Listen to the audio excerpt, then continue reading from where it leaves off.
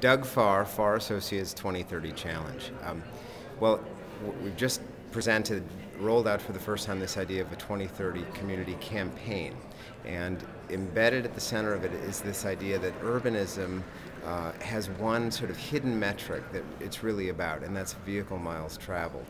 Even if there weren't climate change, there's plenty of reasons to work to make a country where people walk, bike, and ride transit more and drive less. We're paying an incredible price in terms of public health for driving as much as we do.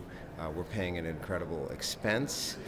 Families and individuals around the country, I think, are at risk as the price of gas goes through the roof, that their lifestyle isn't supportable at $8 and $10 and $12 gas. So we need to plan to make sure that individuals are not somehow at risk with rising gas prices. And the convenient remedy to all of this is urbanism.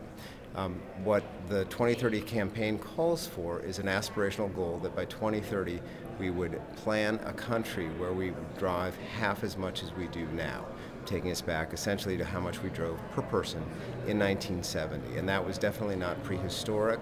We were not in caves, we were not drawing on walls of caves, things like that. So it was a rich life, lived locally, lived more locally than it is now.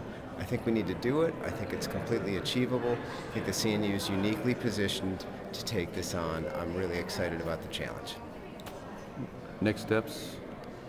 Well, next steps, we've got a year to figure out exactly what the metrics ought to be and whether we've got our messaging right and our metrics right. I think we're pretty close. There's also a lot of issues about what exactly we're asking people to do, how this plugs into policy, how it plugs into planning, how it plugs into investments that are made at the national, state, and municipal level, and how it would inform individual projects, developers, planners, architects, builders, and the like, and sort of how does it change sort of how we go about the business of making the built environment.